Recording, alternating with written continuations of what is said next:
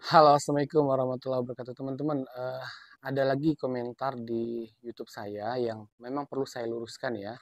Jadi kayaknya saya agak gerah atau gimana ya mendengar melihat komentar ini. Coba kita baca dulu. Saya sudah bikin di layar komputer saya sebentar ya. Saya bacakan ya, teman-teman ya. Menurut saya, amal ibadah ataupun sholat wajib jika kita kerjakan tidak ada pengaruh terhadap rezeki yang kita dapat.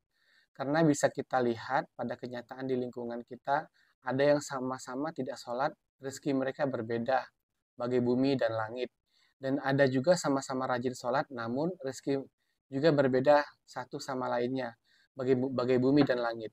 Kesimpulannya, beramallah dengan ikhlas karena Allah, bukan karena ingin rezeki lancar. Nah, yang bikin saya geram ini adalah pertama, beliau langsung menyimpulkan, yang kedua, eh, kesimpulannya adalah beramalah dengan ikhlas karena Allah, bukan karena ingin lancar rezeki. Begini ya, saya jelaskan, kita beramal memang niatnya ikhlas. Kita menjaga sholat, bukan kita menjaga sholat itu agar agar rezeki lancar, tidak. Tetapi niatnya karena mematuhi perintah Allah, menjalankan perintah Allah. Tetapi secara tidak langsung, kalau kita menjalankan perintah Allah, itu akan berefek kepada kehidupan yang lebih baik yang Allah berikan kepada kita. Tadi ada komentar bahwa eh, belum tentu kalau satu orang yang sholatnya rajin dia akan eh, lebih kaya. Banyak kok ya orang yang nggak sholat dia hidupnya biasa-biasa aja. Bahkan banyak kok orang yang tidak sholat hidupnya eh, kaya raya, hidupnya senang. Nah, persepsi ini yang harus kita luruskan. Jadi sebetulnya kita beribadah itu, kita sholat, kita baca Al-Quran, kita salawat, kita zikir, itu tujuannya bukan untuk kaya, tetapi mendapatkan ridho dan keberkahan dari Allah SWT. Jadi bisa jadi satu orang dia tidak sholat, tidak ibadah kepada Allah, tapi dia kaya raya, tapi keberkahan belum tentu dia dapatkan. Apa itu keberkahan? Keberkahan itu adalah meskipun sedikit tapi serba cukup. Kelihatannya orang-orang melihatnya dia hidupnya kurang layak, tapi dia merasakan hidupnya sangat cukup, lebih dari cukup. Dia menjalani kehidupan itu dengan tenang, gitu. Beda dengan orang yang apa terlihat dia kaya raya, tapi hatinya gelisah, ya, mikirin hutang sana sini. Kelihatan kaya raya, tapi di mana-mana hutang.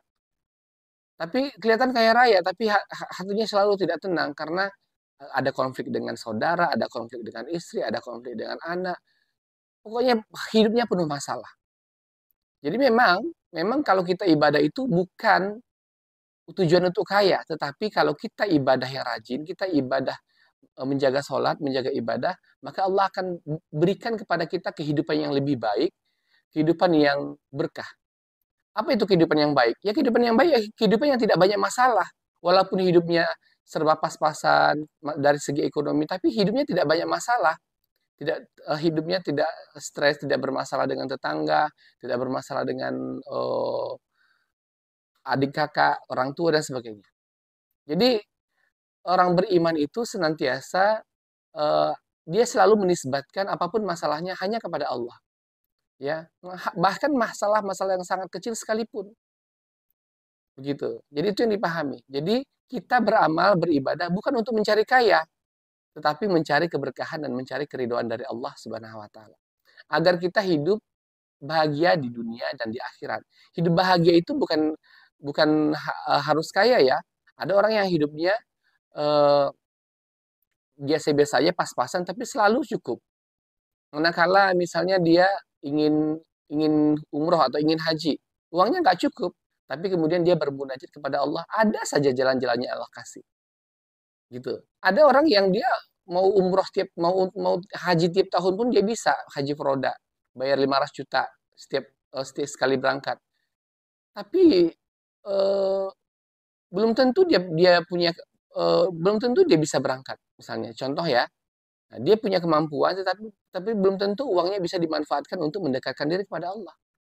Begitu. Jadi kalau namanya hidup berkah itu, kalau kita punya harta, harta kita bermanfaat kepada orang banyak.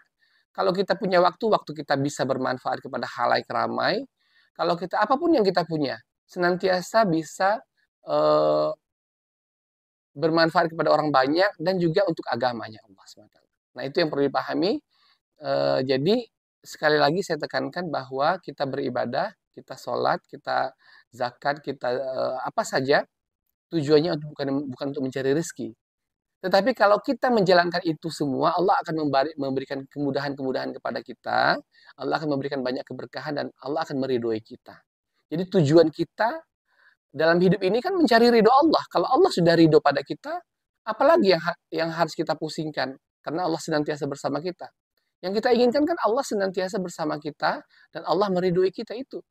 Untuk apa hidup bergelimangan harta tapi Allah tidak ridho pada kita, lalu ujung-ujungnya masuk neraka? Untuk apa? Tidak ada gunanya.